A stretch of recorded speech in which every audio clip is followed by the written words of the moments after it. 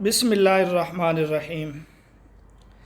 دانش school میں معلم قرآن کا ٹیسٹ ہوا، اس کے کچھ سوالات ہم تک پہنچے ہیں، آج انہیں حل کرتے ہیں۔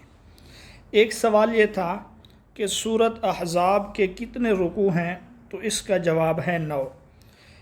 اور بعض اوقات سورۃ احزاب کی آیات کے بارے میں بھی سوال آتا ہے، تو اس کا جواب ہے 73۔ اور سورۃ احزاب یہ مدنی سورت ہے، اس میں 2 غزوات کا ذکر ہے، ایک احزاب ہے اور دوسرا غزوہ جو ہے وہ بنو قریظہ ہے۔ ایک سوال یہ پوچھا گیا سورۃ التغابن کی کتنی آیات ہیں، تو اس کا جواب ہے اس سورت کی کل 18 آیات ہیں۔ سورۃ تغابن یہ مدنی سورت ہے، 28ویں پارے میں ہے، اور تغابن کہتے ہیں گھاٹا یا نقصان کو۔ اللہ کی تسبیح سے یہ سورت شروع ہوتی ہے۔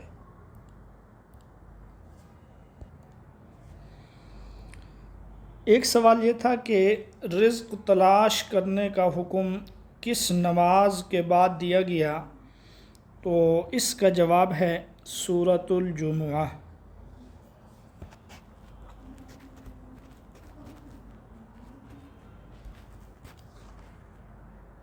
آیت ہے فَإِذَا قُضِيَتِ الصَّلَاةُ فَانتَشِرُوا فِي الْأَرْضِ وَابْتَغُوا مِنْ فَضْلِ اللَّهِ۔ سورۃ الفتح کا نام سورت کی کس آیت سے لیا گیا، تو اس کا جواب آیت نمبر 1 ہے۔ پہلی آیت میں اللہ نے فرمایا اِنَّا فَتَحْنَا لَكَ فَتْحًا مُبِينًا، تو اس سورت کا نام سورت کی پہلی آیت سے لیا گیا۔ یہاں ایک سوال یہ بھی پوچھا جا سکتا ہے کہ فتح مبین سے کیا مراد ہے، تو فتح مبین سے مراد صلح حدیبیہ ہے۔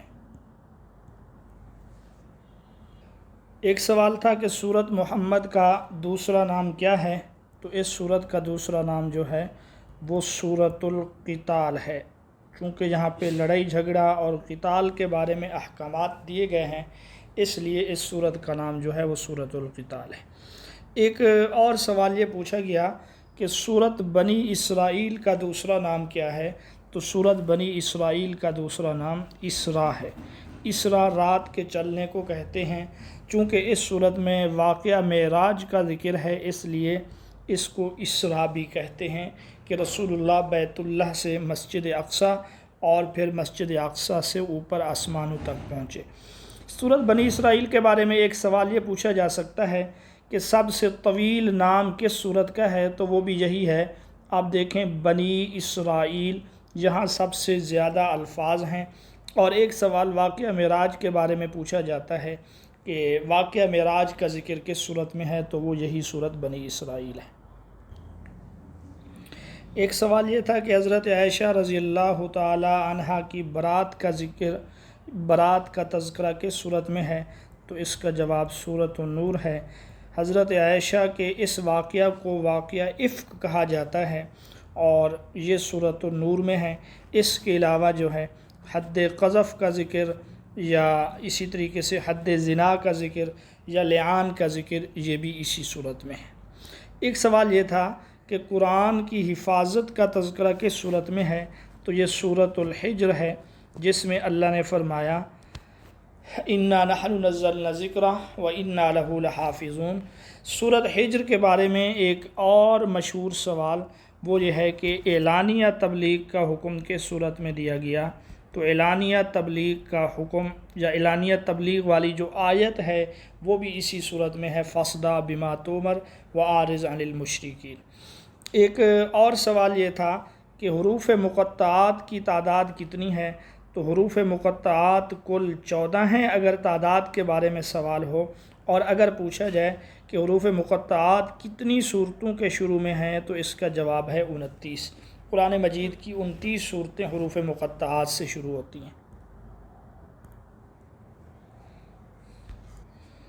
ایک سوال یہ پوچھا گیا تھا سورت حدید کی کس آیت میں حدید کا لفظ آیا ہے، یا سورت کا نام سورت کی کس آیت سے لیا گیا، تو اس کا جواب ہے آیت نمبر 25، جس میں اللہ نے فرمایا وَأَنزَلْنَا الْحَدِيدَ۔ تکمیل دین کی آیت کس صورت میں ہے؟ الیوم اکملت لکم دینکم، یہ والی آیت جو ہے یہ سورۃ المائدہ میں ہے، اور سورۃ المائدہ کی آیت نمبر 3 ہے تکمیل دین والی آیت۔ ایک سوال سورۃ مائدہ کے بارے میں یہ پوچھا جا سکتا ہے کہ وضو، غسل وغیرہ کے احکامات تو وہ بھی اسی صورت میں ہیں، اور یہ آیت نمبر 6 ہے۔ ایک سوال یہ تھا کہ سنام القرآن سے کیا مراد ہے؟ تو سنام یہ کہتے ہیں کوہان کو، یہ سورۃ البقرہ کا ایک نام ہے۔ رسول اللہ نے فرمایا کہ لکل شیء صنام، کہ ہر چیز کے لیے ایک کوہان ہے، یعنی اس کی بلندی ہے، اور قرآن مجید کا جو کوہان ہے وہ سورۃ البقرہ ہے۔ آخری ایک سوال یہ بھی تھا کہ قرآن کے منازل کی کل تعداد کتنی ہے؟ تو قرآن مجید میں کل 7 منازل ہیں۔